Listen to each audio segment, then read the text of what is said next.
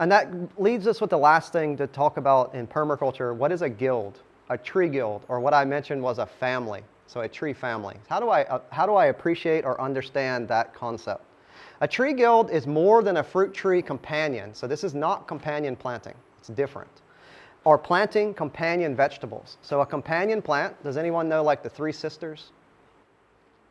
The Three Sisters was the ancient, when the Europeans first went to America, and they didn't have any food, right? They starved. That's what Thanksgiving was about. The Indians went and said, we'll teach you how to make food because you're starving to death. So they taught them how to do the Three Sisters. They had corn. They grew maize. The corn, they grew beans up the corn. The corn created the trellis for the bean. And the bean created nitrogen for the corn. And they used basically some type of ground cover, which was pumpkins. And they grew pumpkins to cover the ground. So these three relationships of corn, beans, and pumpkin, ground cover, nitrogen fixer, and a trellis, was a sustainable agricultural practice. And then they shared that with the settlers, and that's how they were able to have food. So at this point, that's companion planting, because each one of those is sharing something to the other. There's a relationship, the corn to the nitrogen, right? Or the ground cover. But in a guild, we look at it a little differently. We use companions, but we also try to alleviate management. We want the guild to have us have a management issue. So, food foresters want to emulate the productivity of natural ecosystems by incorporating all the beings. So remember, the habitat for the wildlife is supporting the nutrient cycling. If you don't have birds, and you don't have bees, and you don't have lizards, and you don't have frogs, and you take out all the animals, your food forest will die. You need to cycle nutrients. So that's an important thing that we would understand. So how do we do that? Let's look at a specific guild. So if I want to design a guild that I may put in, an apple guild, a classic. Everybody likes an apple.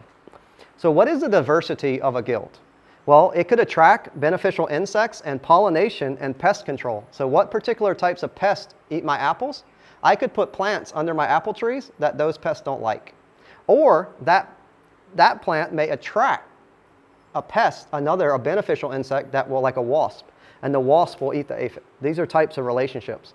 We can increase our soil fertility, like with ground covers, by having mulch, chopped and dropped, things of this nature, and that will reduce root competition. We can conserve water by utilizing the drip line of the plant. So when we expand our polyculture each year, we understand that when the rains come, the rain is like an umbrella for a tree, brings the water to the edge. That's the drip line. So we can expand our polyculture in line with the expanding drip line of the tree. That will conserve water. We work with nature to reduce or to harm any interventions. So we don't really go in our food forest. I walk on the path, but I hardly ever walk inside unless I'm harvesting. I don't go in and compact the soil. I just leave it alone. If I walk in, I harvest, and when I harvest, I put back the mulch. That's all I do. And after that, I don't want to walk on it. And it requires less fertilizer and other inputs. So there's no herbicides, there's no pesticides, there's no insecticides right in there. We don't need any. We don't have to add any additional fertilizers. We don't need to make compost tea. We don't need to make weed tea. We don't need to make compost. We don't need to make biochar. Right? We just need to leave it in a natural succession. And this will create a synergy of plants, communities. So the ecosystem is a community of plants, right? They're all living together. It's a family. The dominant plant is the tree. In this instance, the fruit tree.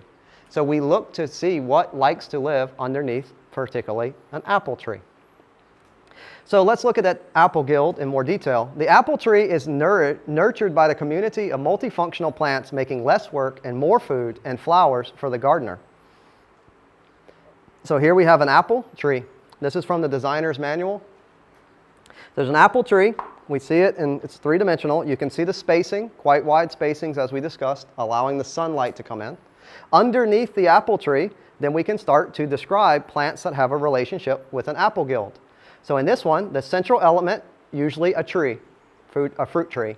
This can be fruit, nut, or medicine tree, even though it can be any kind of tree, such as a nitrogen-fixing tree. So some people might make a guild with nitrogen trees.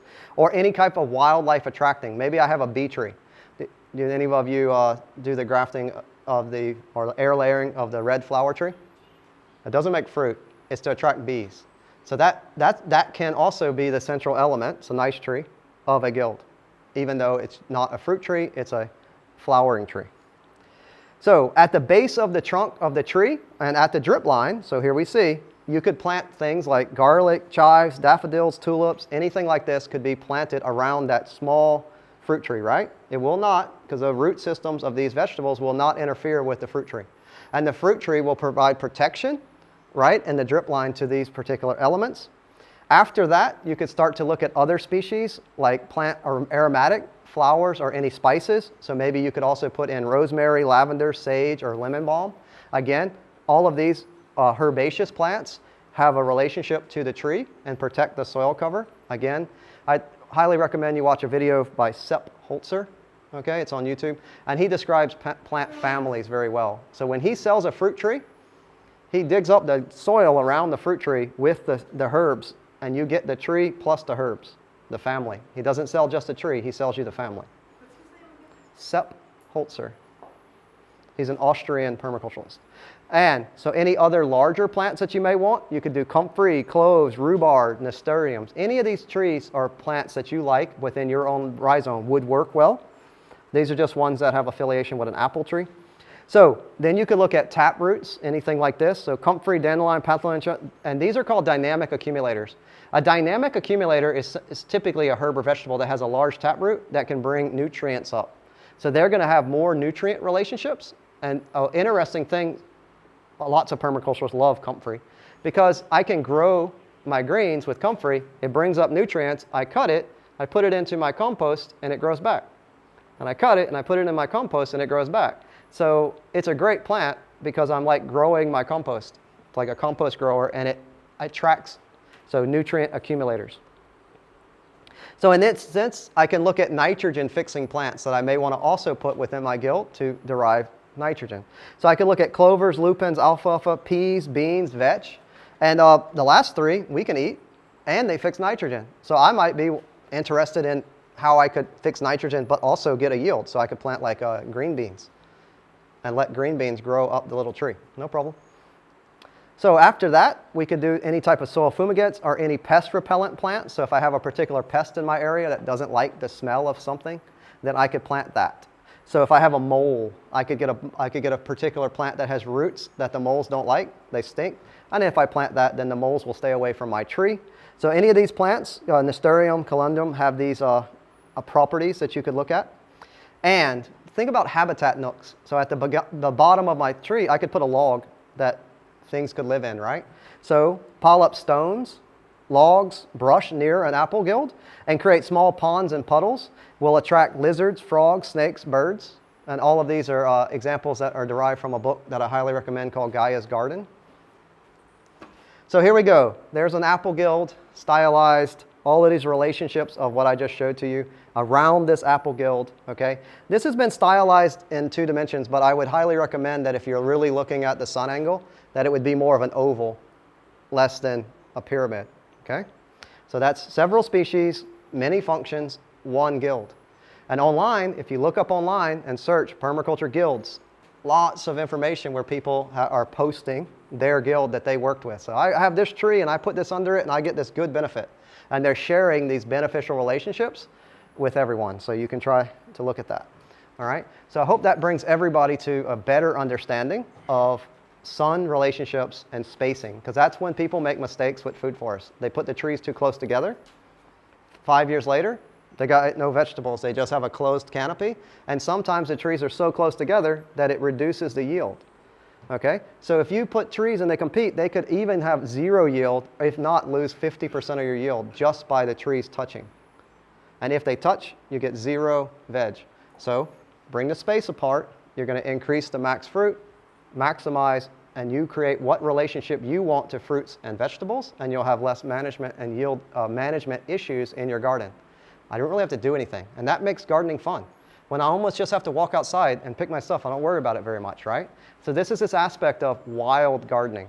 Gardening in the wild, like nature did it. And that's really the premise of permaculture and why this is so, why people, when they find out about this, they find about permaculture, oh, that's permanent agriculture, that sounds good.